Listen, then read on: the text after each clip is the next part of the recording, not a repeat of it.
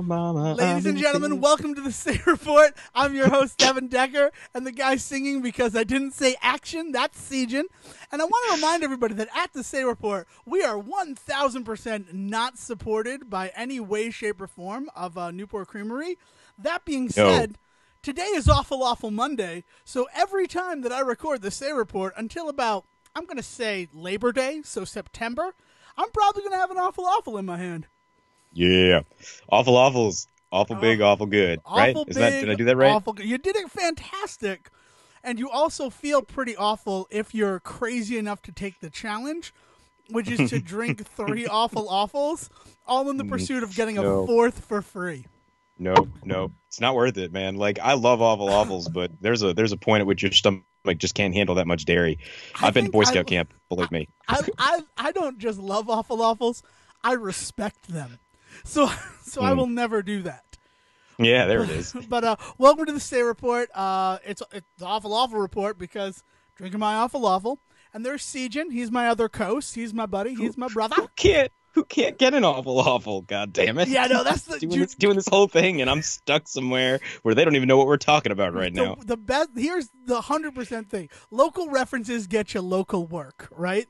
But Will, you know Will, he did the Brendan Fraser quiz for us, and big friend of the show, big friend right, of that us. guy. He's our third musketeer, right? If we're being, we haven't figured out which one, but we know he's the I'm third pretty one. sure we're all Athos, but you know, that's an yeah. interesting story.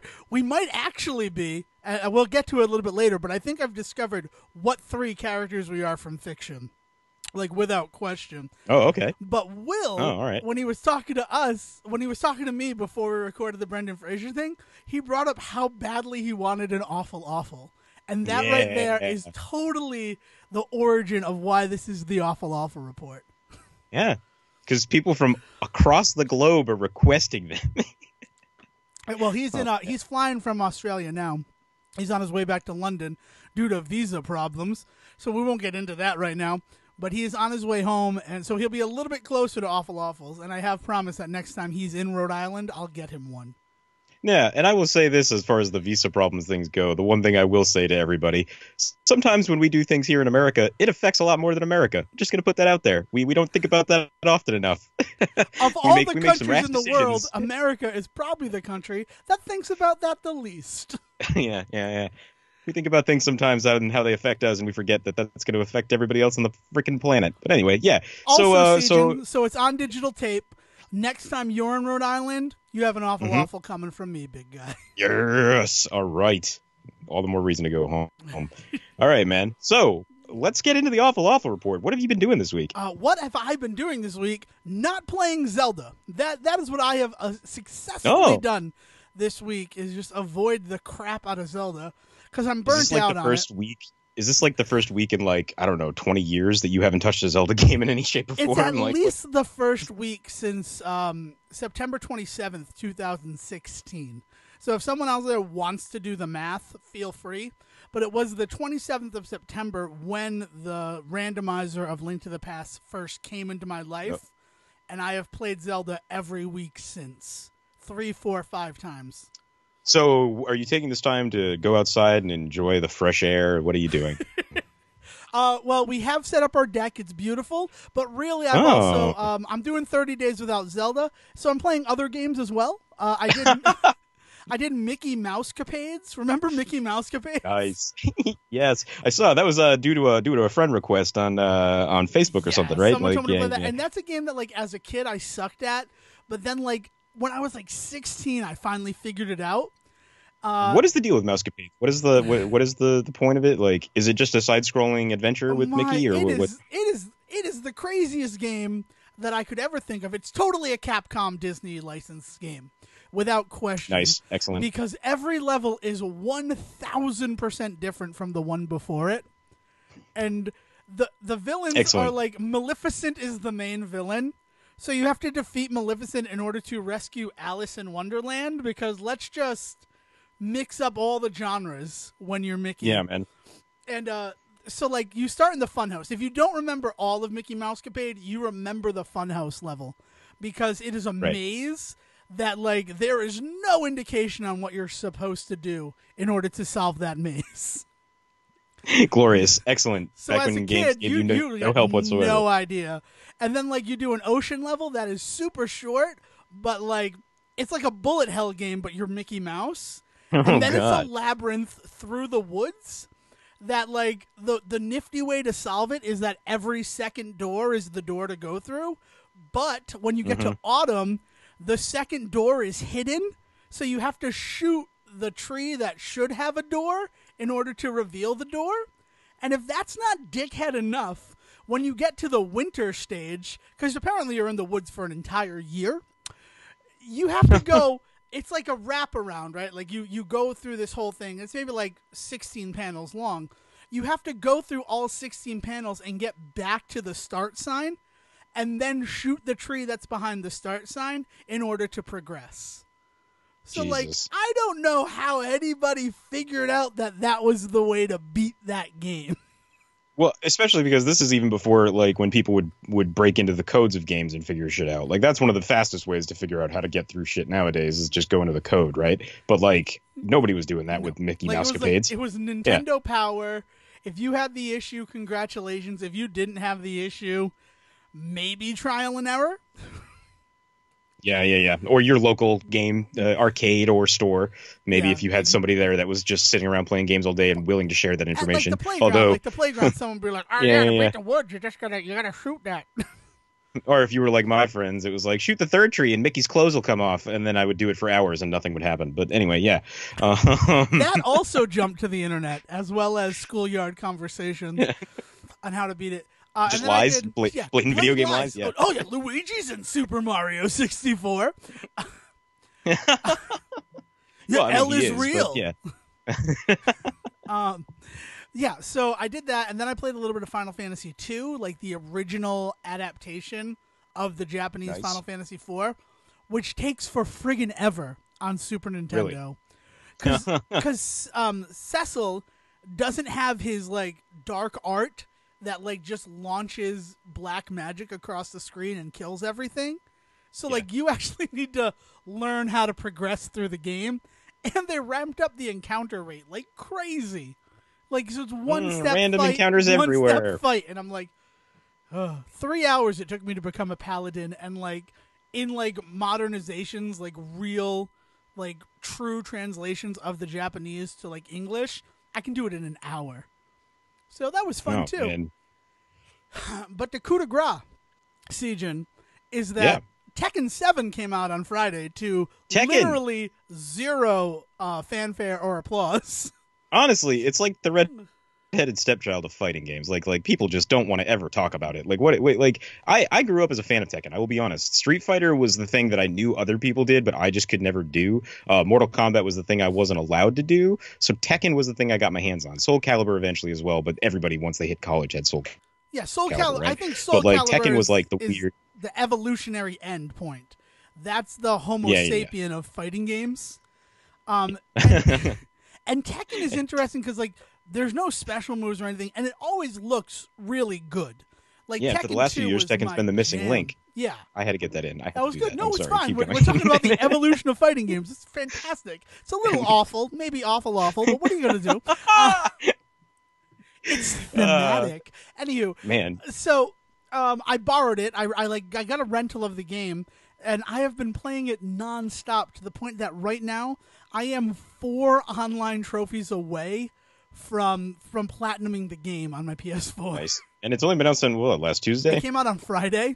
It released on 6/2. So that's 3 days of nothing but Tekken 7. And like the only reason I don't have these online trophies is that like the online is not ready to go at all. And I was asking this off mic, but I want to do this now. So this isn't like a Street Fighter V situation where there's just no content right now. Like this is a full-fledged game, right? Like we're talking about a few different modes, a few different fighters. Situation. If it were a Street Fighter V situation, there would be rioting in the streets. All 3 of us who bought Tekken 7 would be up in arms. We'd be flipping cars. And 100% the reason is that like the online just doesn't work. I have been able to get into 1 online match in those 3 days. And I'm trying at like different times. It's not like I'm trying at times where like people wouldn't be playing. Like, I've tried at Yeah. all hours of the day, and I just can't get on. I can't get into the online, and that's all Street Fighter V had. So thank God that Tekken has a 15 chapter story mode, including a prologue, an epilogue, and a special chapter. So that's like 20 total like chapters right there, right? Yeah, 17. Yeah, yeah. Yeah, Um, that sounds right. and it's Math. like a really, really good story. Yeah, Like, well, I was gonna say that's one of the big things that I've always enjoyed about Tekken versus the other ones is like I know there's stories to Street Fighter and Mortal Kombat has excelled with the story stuff in the last few years, but like Tekken has always had the kind of weird enough story that you know anybody who listens to the show knows how I get into kind of like the nonsensical like mystical stuff, and that is all Tekken all through and through, right? Like yeah, and like this is like the story that like finally explains everything that like you've ever questioned in Tekken.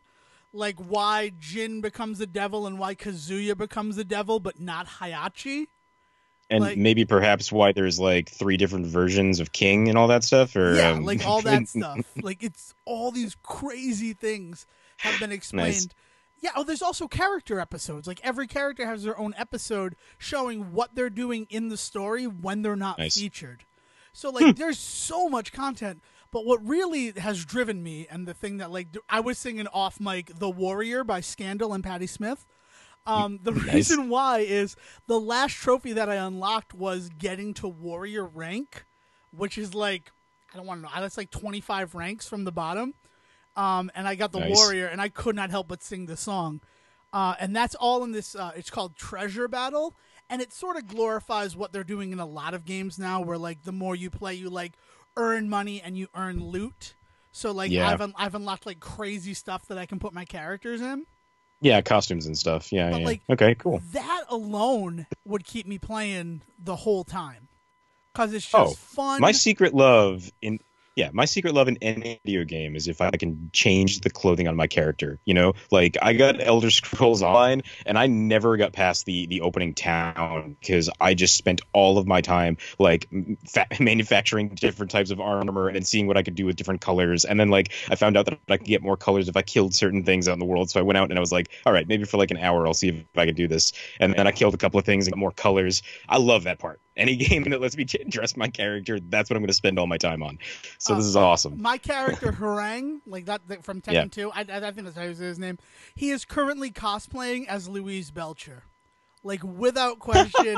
Has the bunny hat, has the hair, has on the green, and it's just awesome. And I'm like, this is fantastic that like he's dressed as Louise Belcher.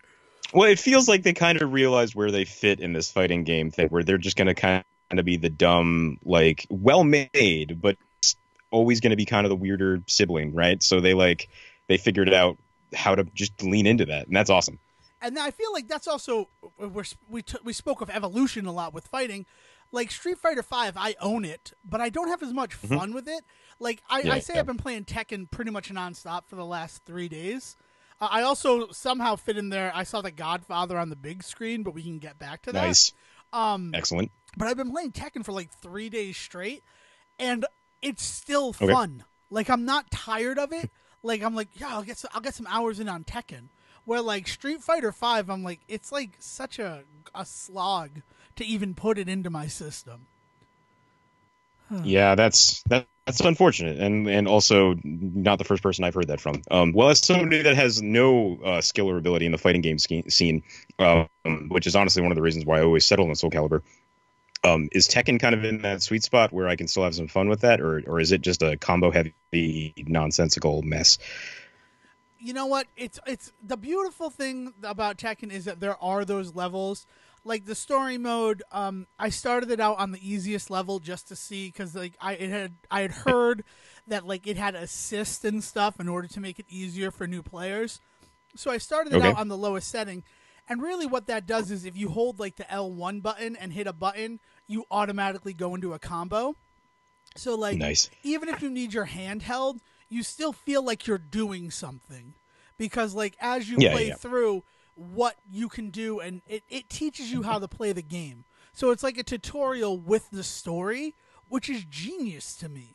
because like Injustice 2 just came out, and the tutorial is like 45 minutes because of all the stuff in the game, and it's just like, I'm bored, and you don't even get a trophy for finishing it. And not that I'm a trophy whore in any way, shape, or form, but like, And if it's anything Justice 1, that you end up coming up against shit that's just so fucking hard to pull off if you don't always play fighting games. So the 45-minute tutorial to Injustice, I couldn't even get through for the first 2 months I owned it because I couldn't figure out how to block properly. So I couldn't even get through the tutorial on that. And from what I understand with Injustice 2, they've definitely kind of curbed that, but you still are spending an hour's worth in that. So it's cool that in Tekken, Injustice 2 is the game to do it with. It's all dial a combo. You don't need to be like precise when you're inputting anything. You can just hit the buttons and like it tracks the order that you did it in, and then the combos will come. Where in Tekken, like, because I've been sitting in like the warm-up screen waiting for a fight to happen, I have learned like proper timing to get down really good combos with certain characters. Excellent. Very cool, man. Yeah, so it's been a good time. I've been like, and also like, I've done some outside stuff. I'm not a crazy person. I've been walking and we cleaned up our yard. And like I said, I saw The Godfather on the big screen, which if you're listening to this now, like this came out on Monday or you're seeing it on YouTube on Tuesday, Wednesday, they're showing it again. They're showing it around 2 o'clock and around 7 o'clock at theaters all around the country. Go see The Godfather on the big screen. If you've never seen it, that's the way to see it. And if you're a person who thinks you like movies and you still haven't seen The Godfather, you got to see The Godfather. I'm just saying. Yeah, and don't forget, take the cannoli. Oh, yeah, leave the gun, take the cannoli. Clemenza, you are 100% correct. You're my Clemenza. You're like totally Clemenza. Every time I watch that movie, you're my beautiful Clemenza. But that is not the character that I feel you, me, and Will truly represent. Okay. The characters that you, Will, and I are, we're totally Wonder Woman's Howling Commandos. Oh man. Yeah, all right. Okay. I was actually so we saw Wonder Woman this weekend. We anybody that listens to the show understands that we're not going to talk about that here because we're going to dedicate a whole special episode to just that, essentially. But I will say that I've seen it twice already. Oh my God, you've seen it twice already? Nice job. Yes. High five. So, and I'm going to see it a third time probably tomorrow. Long distance. Boom. But yeah, so it does have a little bit of a Captain America feel to it, he said sarcastically. If that's only a little bit of a Captain America feel, like honestly, the smartest thing that they did with Wonder Woman, we're going to give ourselves like 2 minutes here, is they said it in World War I instead of World War II.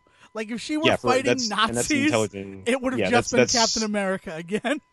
Yeah, it was super intelligent for them to do that for a number of reasons, not least of which to at least attempt to distance themselves from Cap 1, for sure. But yeah, and in it, she does have her own little group that is essentially the Howling Commandos.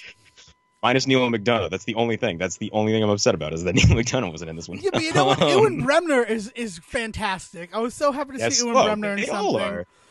But that's just the thing. And the French actor that I'm never going to remember that plays the actor straight up in the group. I could never tell you his name right now, but he's so good in the movie.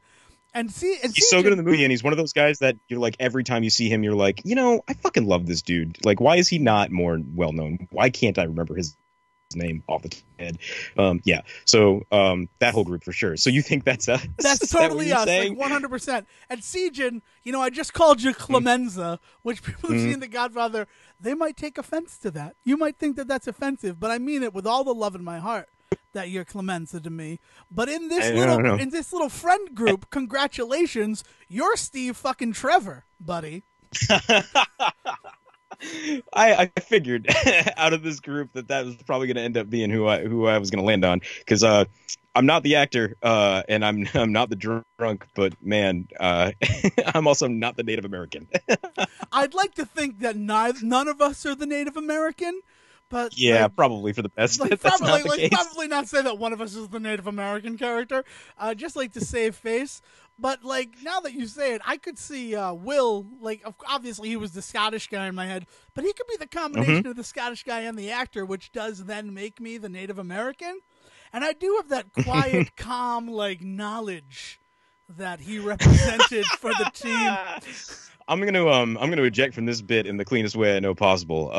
There's a quote in the movie from Steve Trevor himself where he says, "Smuggler, liar, and thief," right? And he compares himself to the three of them and says, I'm basically all three. But I think if you think of it that way, the smuggler, the liar, and the thief, that's definitely the three of us. Oh yeah, so. that is a fantastic way. Oh, I know exactly which one I am. Yeah. So there you go, Will, and anybody that's a fan of the friendship, you can break that. If you know the three of us, have fun, right? Put it up on, I don't know, whatever. It's just fun, right? So go see Wonder Woman. Definitely like I have other stuff that I want to talk about, but like we said, it's coming June 30th, like the last Thursday in June. It's going to be out for you to listen to. Yeah. Because we're going to talk about it. Don't worry. DC versus Marvel Sunday. Yeah, we're going to do this Thursday. But yes, so Sejin, you said that you had something that you wanted to talk about. I feel like I've sort of been prioritizing my own bullshit at the beginning of the episode. Yeah, man. So I don't know how to preface this conversation, except that I don't have a job currently. I'm trying to find one. And anybody that has ever been in this position where they're just kind of sitting around on their ass, sending out applications all morning and then not wanting to do that all afternoon, your mind tends to wander in your off time. And I've just been kind of looking and focusing on a lot of the stuff that I've been doing in my spare time to kind of keep my mind busy. And I've been watching a ton of television lately, and we talk about TV all the time here. But the weird things that I've been kind of focusing on, are these newer shows that I can't quite figure out how to describe or fit them into a genre. So the shows that I'm talking about, right? I've been catching up on Preacher. I had watched the first half of the season, and now I'm working down the second half. I have been watching through American Gods as it's been happening. And Hannibal was the other one that was kind of thrown at me that I've been watching that somebody pointed out actually kind of fits in with this. And I've been looking at these shows and trying to figure out like what is it about these types of shows that is really drawing me in? Because the other thing that I've started to realize is that I don't think I actually watch as much TV as I thought. Because I was looking at we had our TV conversation a couple of weeks ago, and we were talking about the things that were canceled and things that were brought back, and I was going through the list and trying to figure out the ones that mattered to me, not just us, but me. And there really wasn't a lot on that list that I cared about in any faction. Like stuff coming back, stuff getting canceled, stuff that was coming that was new. There was just nothing that I was not nothing, but there was not nearly as much stuff that I thought I was going to give a shit about. And that's weird for somebody like me to say. We talk about this stuff all the time. We talk about TV all the time. Like the fact that there's just 90% of stuff out there that I'm just not into right now. I couldn't figure it out. And so in this rabbit hole of trying to figure out like what is going on with me and like, am I losing touch with television? Am I just getting old? Like, what am I? I started to realize that it's because the stuff that I'm focusing on right now and what I want to watch on TV is like, there's not much else like it coming to television. There isn't another show like Hannibal coming anytime soon. American Gods and Preacher, I cannot believe that they exist on television right now. Have you watched any of this stuff yet, Devin? No, have you been catching up on any of these shows, to be completely honest with you? No, and there's a reason Hannibal isn't on air anymore. There's a reason why American Gods, while it's on Stars, I don't think is going to be like, it's not going to be the next Game of Thrones. You know what I mean? Like I'm not surprised that you haven't been. Well, American Gods is, of the three, that's the one that I have some tie to. That's a lie. I definitely have ties to Hannibal as well, because I read all of those books too. But American Gods, I tried to read the book that American Gods is based on, and found it very difficult because it reminds me a lot of another book that I've read and reread and is in like probably my top 5 books of all time, and that's The Long Dark Tea Time of the Soul by Douglas Adams. Well, and that's not. I don't think that that's a coincidence. Gaiman would appreciate the the call out. You know what I mean? Like he is a child of Adams and Pratchett for sure. 100%. Read Good Omens. Read Good Omens sometime, and think for a second. What if Gaiman wrote this? Nothing would change, right? Like exactly. That's the other thing. And those are like the 2 books that I like. Yeah, it's just Good Omens and that. Like these are books that like. I try to read, and all I think of is my Douglas Adams times. And Mhm. I've been reading Long Dark Kingdom of the Soul since I found it at a used bookshop in 2001 in Seattle, Washington. And I'm like, Mhm. oh, like that one line from Life, the Universe, and Everything. I wonder what this is. And then, like, I just devoured it. Because, like, I mean, it's not, well, we're talking about religion, right? That might be awful. Because you're not supposed to, right? But, Yeah, yeah. as someone who, like, I am a student of religion. I have studied every religion extensively, but like none of them are really for me. Mhm. That was one of those books that like really touched where my mind is, and that's like where the idea of American Gods really touches me. Is like Yeah. for a long time I've said that like my family worships television, right? Yeah. Sunday morning we're not in something, we're all in front of the TV together watching whatever, right? Yeah, man. And so And you that's just did like this beautiful thing. You just did this beautiful, beautiful thing because that's exactly where I landed, man. Is I got to this point where I realized, like, no, this is the kind of stuff that is like, I mean, these are the stories of now. You know what I mean? Like these are the things that are coming out of. I started thinking about like, well, what comics do I read? What like this is all coming from a lot of the stuff is coming from comics or books, and so I started thinking about guys like Gaiman and Pratchett and like and Douglas Adams and all this stuff. I started thinking about early Gaiman with like the Sandman and all that stuff, or when Mike Carey picked up Lucifer from that and that whole series, and like even going back to like Garth Ennis and those guys, and I started thinking about like, oh man, in 100 years, are these guys going to basically be like the Bibles of what like of what we talk about, like the morality tales that we talk about? The Aesop fables maybe might be a better analogy, right? But I Yeah. definitely landed in that whole like religious aspect of just like, no, these are the texts that like that I look to when I think about my own work in the world, when I think about my own like place in the world and all this weird stuff. Like I'm not ashamed to admit it. Like these writers, these guys are the ones that I look to, and in lieu of something like a King James, right? So I'm not surprised that you got there, like at all. Like Yeah, it's this like, weird thing. and So I that's started thinking about this, like, so like, what is it about the stuff that like what like how can we classify this and how can we talk about this? And so I started, I started like pulling out all of these like these shitty academic words like out of my ass, you know, like I was like, well, they definitely fit into like the Gothic period, but they're kind of like new Gothic. So what does that make them, right? I appreciate the awful sound effects. I believe neo-Gothic would be the proper term there. Well, so that's what I thought was neo-Gothic, except there's already been a neo-Gothic period, right? Like there was a point where we did that, and you can't just say neo-Gothic because that's totally asshole-ish. So do you So then call I it was trying to third figure it out. Gothic, like third wave Well, music? so like I was kind of got to the area, but then I started thinking about early '90s and what they were actually doing, specifically Gaiman looking at like the Sandman and stuff like that. And he's right in the middle of the thick. He's right in the middle of the thick of it. He's right That in was the going to be a middle of the weird. thick of it. But he's right in the middle of also the rise of cyberpunk and punk culture and all that stuff coming out of like the late '70s, '80s, early '90s, right? So then there was this idea that it's like, oh, this is totally just punk neo-Gothic. That's what it is, because it's totally new goth, right? It's all of these stories that we think of as like these monster stories, but also, you know, they're all talking about really the monstrosity of man and all this great terrible stuff, right? But then at the same time, there's also this edge to it of also we don't give a fuck whether or not you learn anything from this. Like, here's the lesson, I don't care if you're listening, right? And that edge to it. So I was just that's what I landed on. Is I was like, okay, this is the genre of TV that I am interested in right now.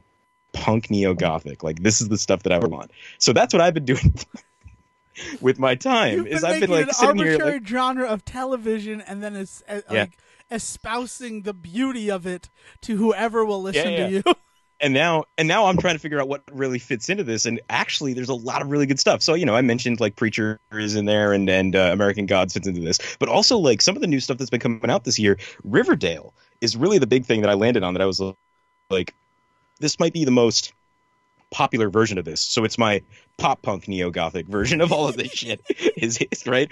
Like, they're like Blink-182 and the Ramones. It's just kind of like I so believe the this is like, Offspring would be the connecting tributary between the Ramones and Blink-182. I love that. Holy crap. Now I just want to do a whole fucking episode about music. All right. Anyway, we'll come back to that plan.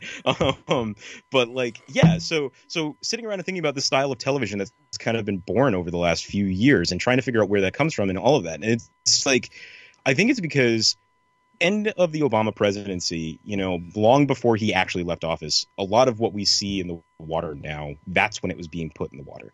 A lot of people can talk about how Trump has kind of ruined a bunch of stuff if they want. I'm not going to put a call out there one way or the other just yet. But like the truth is a lot of the problems that we have right now in this country are problems that have existed for a good 3 or 4 years now. Like the way that people have been espousing their personal opinions in a way that is maybe not comfortable for everybody else, shall we say, right? And so like I think the answer to that is a lot of the stuff that we're seeing on television now, where you've got these shows that are just driving home this point again, like this idea of the monstrosity of man, but with that edge to it of just like, and I'm sick of hearing your side of it. Like I just don't want to hear it anymore.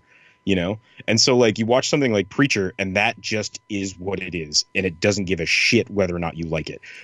It has this beautiful moment in like the second or third episode where there's this disembodied hand holding on to a chainsaw that's just working its way down a bloody church aisle, and I think it's one of the greatest things on television, and I cannot believe it exists to this day.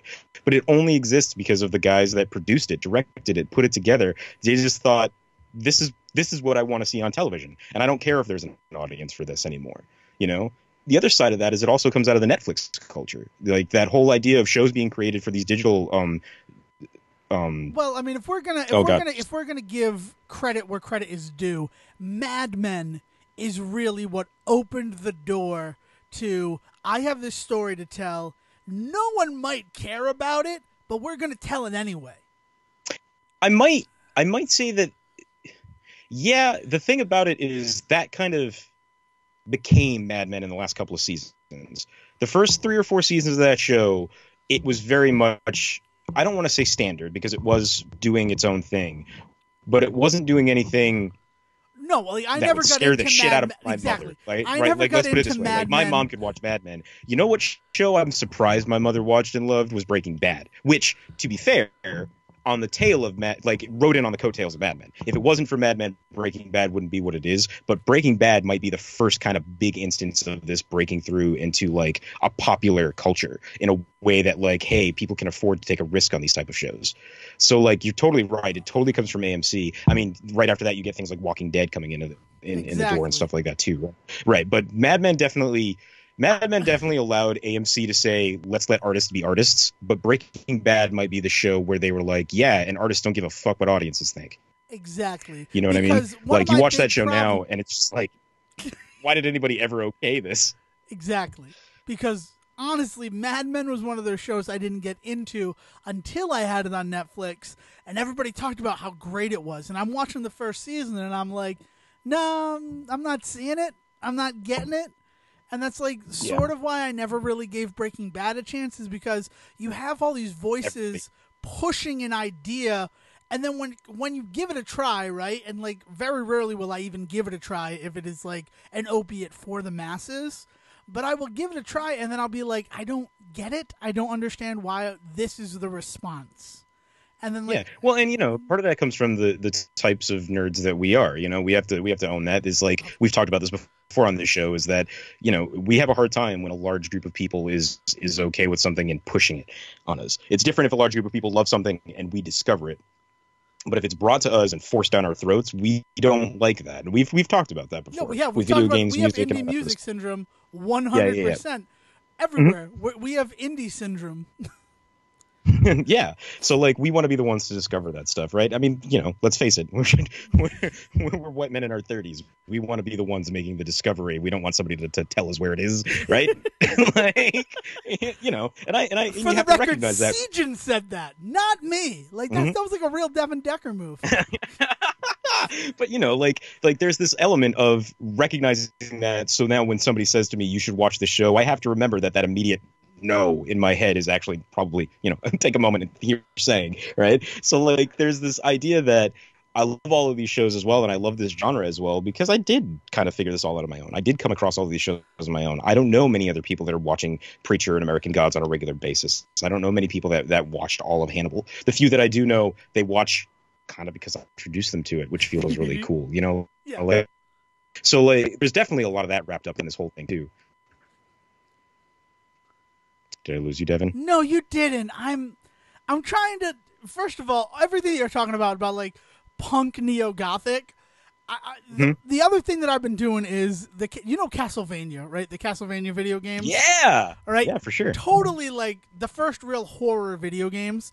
But I recently got into Aria of Sorrow and its direct sequel, Dawn of Sorrow, which like 100% feed into what you're talking about punk neo-gothic, because they're set in 2035. And this kid is like the reincarnation of Dracula, and he's all like, no, but I don't want to be Dracula. So then you have all these people who are like, no, but you need to be Dracula. And if you don't want to be Dracula, this guy is evil enough to be Dracula. If we kill you, maybe he'll get his power. And it's just like, wow. Like, just, like, it's, I think what's really hitting me is this congruence of ideas that have happened despite our distance. Oh, for sure, man. Because even further than Surprise. that, like, you know that, like, I'm not a super board game guy. Like, sure, I'm on board with friends because I love Zach, and, I don't mind playing a good board game. It also turned out that, like, maybe I was playing the types of board games that I was playing with the types of people I was playing them with. Maybe not, they didn't really jive together. Like, yeah, that's always a problem. I won't say that was the problem you were having, but if that is what's happening, that's a problem. Right. No, and like I've identified it, and I think I've solved that particular problem. But on Friday, we played a game. Zach came over, and he brought a game that he's had for like almost a year. He's been telling me about this game, and it's called Time Stories. And it's sort of like a board game that's also an adventure game, if that makes sense. Like one of the point-and-click adventure LucasArts sort of things. Shit, okay. So that's awesome. It comes with a deck of cards, and that one deck of cards is the story that comes with the game. And then once you complete that deck of cards, like really you can never play with them again. But then they sell other decks of cards to do different stories. So Dale and I are told about this game, and we're like, hell yeah, time travel. That's all you need to say to us. Let's play this time travel game. But then, as we played the game, we were expecting more of a science fiction experience, and it turned into a horror experience as we were sent back in time to an asylum in the 1920s, and like there was a manticore in the greenhouse. And then Jesus. The doctor in charge of the asylum was like in the process of doing a demonic ritual in order to create the time vortex that you were there to stop. And then, like, you found hideous creatures underneath the asylum in a catacomb area.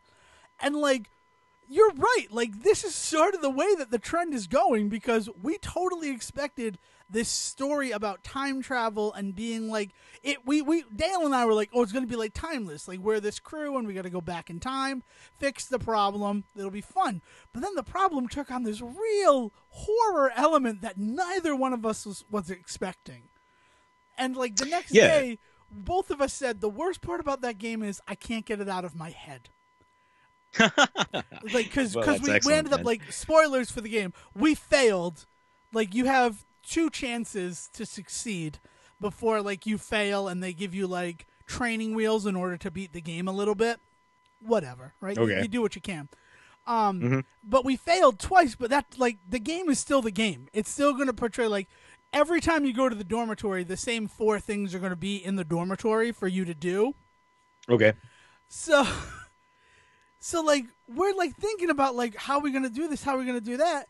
And then, so we have this whole conversation about it. And then we both look at each other and we're like, but wouldn't it be great if it didn't have the horror element? Like, wouldn't it just be great if we had to, like, just solve a mystery at this asylum? Why is it got to be a manticore? Why do it got to be grassly creatures?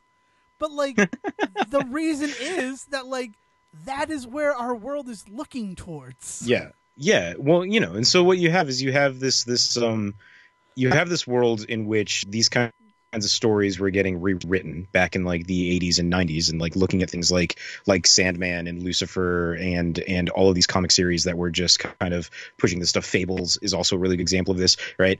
And like those went on throughout the 90s, early 2000s, and now we're getting to that point where it's starting to bleed into the rest of the culture, right? And so like you've got this element to everything now where there's always a sharp edge. There's always a darkness. I think about 5 or 6 seasons ago of Doctor Who, a friend of ours, Kevin Tebow, gonna give that shout out to him, was the one that pointed this out. He's just like, I just want to see one episode of Doctor Who where the villain isn't a innocent person making a bad decision. you know, and that was true. Like a lot of the stuff that Russell T Davies was doing with early Doctor Who stuff, you know, rebooting Doctor Who stuff, Yeah. like a lot of it was this person put in a terrible position to make a terrible choice, and they were just making the only choice they could really make, and the doctor had to come in and introduce some element that honestly wasn't there when they were there. You know, like the doctor only saved things by him being there, not by like, hey, if I hadn't been here, you could have solved this for yourself, which is not the doctor that I like, which is why I liked a lot of the Matt Smith stuff, honestly, as much as Stephen Moffat was all over the place with what he was writing, long form wise. Short form wise, he had a much happier outlook on the world. You know, people were always in good positions to save themselves. The doctor was just there for support, you know? And I 100% agree. Like, that is the reason why I started watching every week once Matt Smith became the doctor. Like, I watched a lot of episodes of 9 and 10 Doctors, but like I caught them when they were on. Like, it was never required viewing. But once Matt Smith came in, and it started to become more of a show about, you know, time travel and the science fiction-y elements, and even when it had horror stuff, like it became the show that I always liked it being. That's a very interesting thing. Like, yeah, so that's the doctor kind of coming out of this mess, and now it's kind of weirdly back in it with Capaldi, but in a very different way. But yeah, so that's like something that's kind of riding the surface of all of this stuff, right? Like Doctor Who is kind of in it for a while. Torchwood is really where Russell T Davies dives into this sort of stuff. Like if you want to get a good like small dose of exactly what I'm talking about, watch the first season of Torchwood, or actually watch Miracle Day, the third season of Torchwood, which was actually the miniseries, because it is dark, depressing, can be watched completely without watching the rest of the series, and it fits all of what I'm talking about. Is like this idea that it's just, we are really super interested in the things that are kind of like breaking us right now. And, you know, it's something that we've been writing about for 30 years, but really it's come to such a thick point in our cultural moment that we're finally actually looking into it artistically. And like what you're seeing are things like Archie Comics suddenly becoming Riverdale, in which there's a dead body in the first episode. You know, like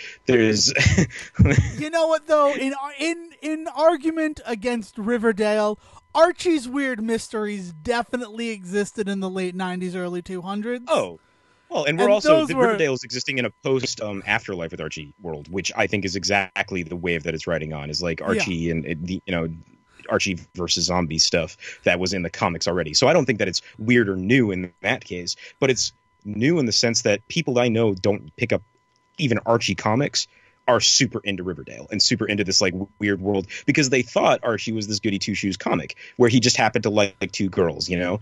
But now they're watching this show and they're just like, this shit is dark, and I'm just like, well, the comics have always kind of been that way, like and that kind of feeds hold into... up, time out. You know, Zach Morris, time out for a second. Archie doesn't like two girls. Two girls like Archie, and Archie can't decide. It's more the fact of like the crisis of choice. Yes. Then like this guy's like, I'm a player. And also in the modern world, I feel like they'd be in a polyamorous relationship. I feel like the three of them could get along. Yeah, there's and I bet you that's something that CW is just going to eventually get there, because the one thing to remember about CW shows is the first season, you always have to assume that they're catering to their higher ups. It isn't until season 2 where they really get to do the things they want to do. I point to Arrow as the perfect example of that. The first season of Arrow is so soap opera CW style, but then the second you start getting into more comic booky stuff like season 2, season 3, you get weirder stuff, right? And I think the same thing is going to happen with Riverdale, although it's already starting off pretty weird. I'm only excited. I'm just disappointed that Glee isn't on the air anymore, because Archie meets Glee was one of my favorite comic book experiences ever. Well, and the weird thing about something like a Glee, right, is can you imagine Glee in 2017? Like, you know, they never would have gone the route that they ended up going of just becoming High School Musical, the show, right? They would have totally leaned into their darker stuff that they were doing in season 1. So that's the kind of world that we live in right now, is we've got this whole new genre of television in front of us, and I've been spending my time the last week or so just trying to like break this stuff down, because like I think we need to recognize this and be aware. And I think you're totally right. Like, it totally starts with a thing like Mad Men, you know, and you look at what happened on AMC and you give all the credit to them. Mad Men, then Breaking Bad, then Walking Dead, you know, like they really threw the doors open on this thing. But then things like FXX existing now, and it being a place for alternative comedy, and things like Louie being able to be really big hits, and then FXX took it there. And so you've got like Donald Glover's Atlanta, which is a really good example of this as well. You know, like it goes everywhere, man. It's awesome. I love it. And I'm super excited that we live in this time. But that's what I've been doing. Dude, that was awesome. Like, I love this new genre of TV. And also, just to like put a capper on television, have you watched any of Kevin Can Wait, Kevin James's new show?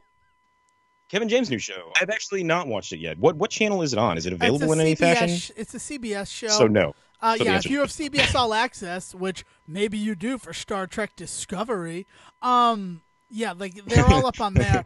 But honestly, I would tell you, don't bother, because the news today floored me. I am officially done with Kevin Can Wait, and my relationship with it was tenuous to begin with.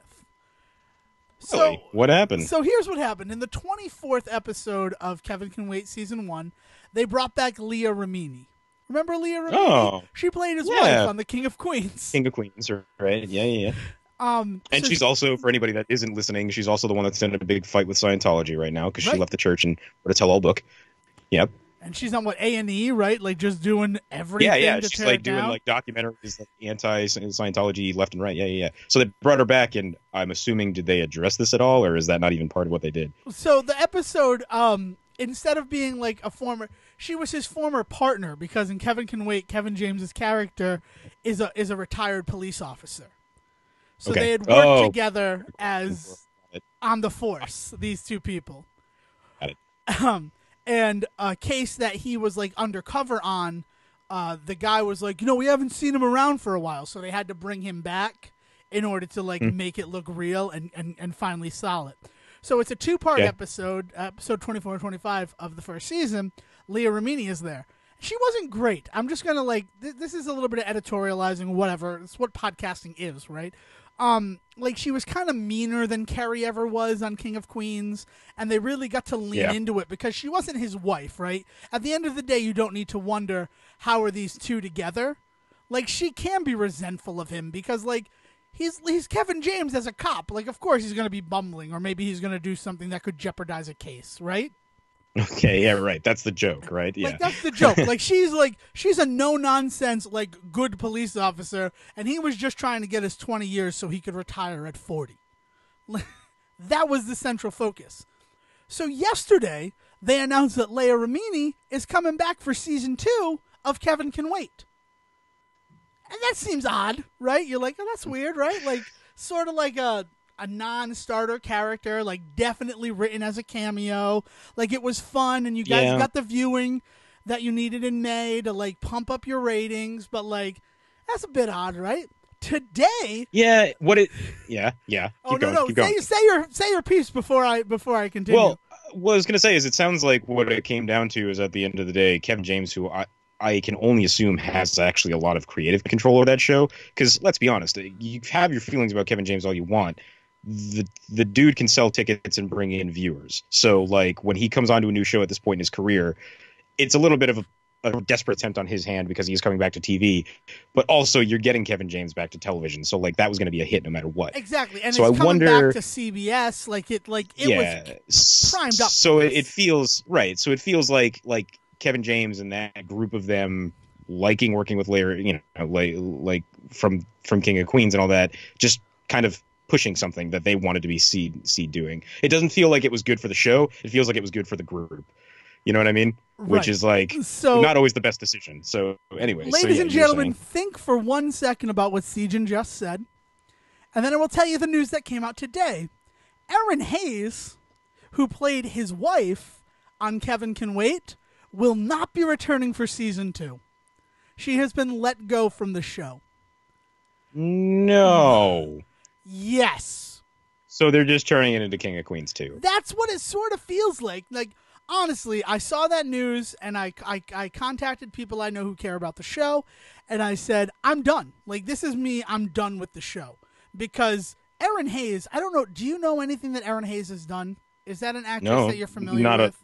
No, not off the top of my head at all. I mean, if you mentioned something, I'm sure that I would remember her. But really, where she first got onto my radar was Guys with Kids, that show with Anthony Anderson, Jesse Bradford, and yeah, and I can't remember the guy A from The Whitest weirdly- Kids You Know. I'm a weirdly big Anthony Anderson fan, so yes, I do. Oh remember. yeah, no, of course you're a big Anthony. Yeah, no, the CJ, like another like, you're my Clemenza, you're my Anthony Anderson. Enjoy. So like she was Jesse Bradford's ex-wife in Guys with Kids, so she had sort of an antagonism, sort of like role in it, but she was also super funny. So like to see her on TV again made me very happy.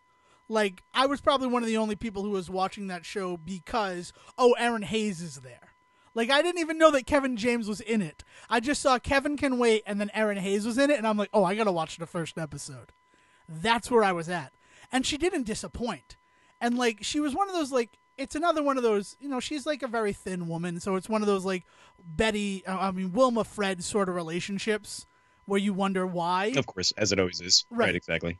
But, like, also a lot of the times in that trope, the wife, like, she doesn't have her own mind or anything like that. Or she, like, just kind of, like, oh, honey, and goes along with it.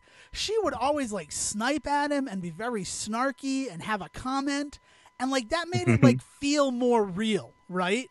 Like, it's like these people are together because of their sensibilities, their shared sensibilities. It doesn't matter that he's a big guy because she's in love with his sense of humor and the person that he is. Well, and it's the idea that they still live in New York?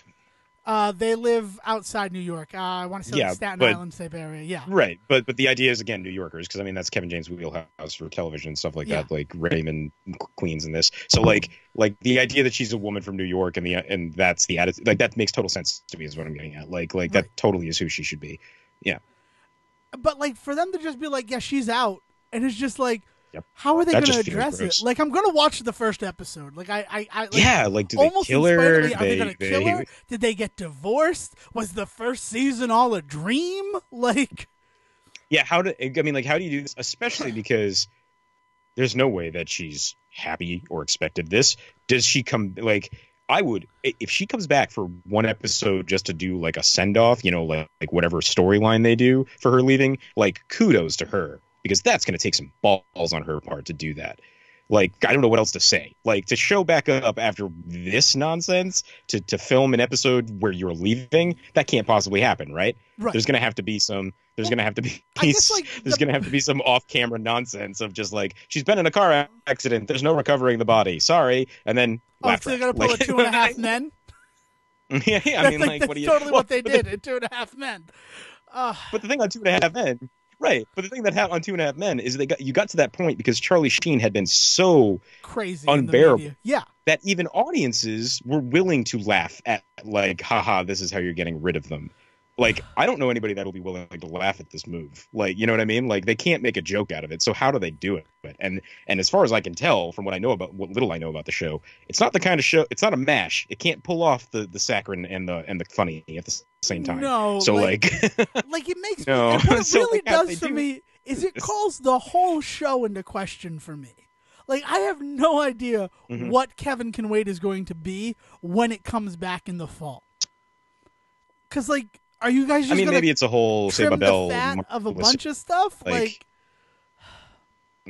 yeah, Saved by the Bell, like Tori? Really? Yeah, like Good Morning Miss Bliss was a thing, and people remember it fondly, but they recognize that eventually what that show became was the better show. So maybe that's the thing that we'll see in 5 years when Kevin Can Wait is getting renewed for 5 seasons or some nonsense. Yeah, it's like maybe we'll realize that it was all for the better. But like right now, that's just a disappointing thing to hear, and clearly, like, it also shows just a lack of imagination or fun or initiative on anybody's part at that place, really. Like a little bit, right? Like, so I guess the real reason I wanted to tell you is because I knew for a fact that you never watched the show. Like, it just didn't seem like the kind of thing that you would be into. But the for kind of thing that it is, / the fact it's impossible to find because it's CBS. Yeah. But, like, to hear that your reaction is the reaction that, like, I had makes me feel kind of good. Because, like, I again, like, it's one of these shows that, like, I was talking to a friend of mine. Validation! Yeah, it's validation. It's 100% validation. Because everyone I've talked to is like, I'm really upset about this. And I'm like, yeah, but then I wonder, like, are we the only people who care? But, like, it had good ratings. It got renewed. So, I don't know. Oh, it's right. Just, Yeah, what little I've heard about the show is as stock standard as it was for a sitcom. It was Kevin James finally doing what he does best, which I think a lot of people were happy about. The TV, stuff. I mean, what are they going to? Are they going to work Jerry Stiller into it eventually too? Like, what are we doing? Like that was the thing. Like if he had shown up in the cameo episode with her, I would have loved it because like they didn't sell it or anything like that. So if he just showed up in like one scene, would have been fantastic. But yeah, like a credit scene or something would have been funny as shit. Like Yeah. him just sitting at like a desk in the office or something. Yeah. So I don't know. It's man. just like it's just a weird thing that like we talk a lot about TV here, and on the Yeah. feet of you talking about like TV has like been reinvigorated, and there's this whole new genre that like people should be excited about. I couldn't help but call out that like what Well, feels like and just it's important- a huge misstep in modern television happened. Well, but what's important to point out is you're talking about one of the three major networks, which are already kind of tedious, NBC, ABC, and then CBS. The thing about CBS is out of the three major networks, they are kind of, notice I'm not including Fox. Anyway, out of the three major networks, they are the least, I think they are the most out of touch. And I think part of that is because their audience base. They straight up do actually have an audience base that is much older than us. Like they cater to the 50s, 60s, 70s, 80s, or 80-year-olds with all of their different CSIs and CISs and all that nonsense, right? Like CBS kind of its bread and butter is not us. They don't give a shit So- about the 18 to 40. They really don't. So they're not really going to dive into this genre for years. Right. That's Plain and true. simple. I don't think you're going to see. I don't think you're going to see this, for lack of a better word, edgy television that you see on any other station. You're not going to see that on CBS for a while. So like, while at the same time this is kind of surprising considering what everybody else is doing, it's also not because it's CBS that's doing it. So like, it sucks. But they are the ones that still have the Big Bang Theory on, and they're now going to milk that cow for another 2 or 3 years with young Sheldon, right? They're the ones Also, that there's had still 2 more seasons of The Big Bang Theory. of the Big Bang Theory, right? So- And they're the ones that had, 2.5 Men, as we mentioned earlier, for years on years on years. But then they go and they cancel The Odd Couple with fucking Matthew Perry and Thomas Lennon, who, oh God, I want those two to have work forever. So anyway, I don't care. Like, someone made a joke about 17 again. I'd be right there day one to watch it 3 times in theater. yeah, exactly. Oh man. All right. Well, there you go. CBS dropping the ball. But anyway, man. So that's I think we're good. Do you have anything else to add? I Yeah. am spent after this. No, go play some video games. Go watch some television, but also get out and get some fresh air. That's all I'm gonna Yeah, say. get That's fresh to air, you, like- Devin, and also to the world. Well, you know what the big problem is, Sejan? We've been rain. I feel like I'm living in Seattle. To like name Seattle man. again. Like the God, rain it's has rain right been now. It's so dry here. ridiculous. Oh, Send some my way. okay. As a dad. Like I just I drive by this little river every day as I go to work, and I've just been watching it steadily rise from One all day the it'll- rain. One day it'll take you on your way to work. All right. Oh, So all until right, man. next time, this is the Say Report. If you want to yell at Sejan about his punk neo-gothic, he's at Siege versus the World on Twitter. And if you want to talk to Devin about maybe some other places he can get his Kevin James fix, you can get him at Devin D. Decker. That's it. And we're also at the Say Report if you just want to talk to the show in general. But at this point, thank you very much for listening. Have an awful day. William, take it away. Thank you for listening to the Say Report with your host Devin Decker and Stephen Serwick. Please follow the guys on Twitter and Facebook by searching for The Say Report, and you can always subscribe on your podcast channel so this is delivered straight to you and you can enjoy it every week. With apologies to your mother, we'll see you next time.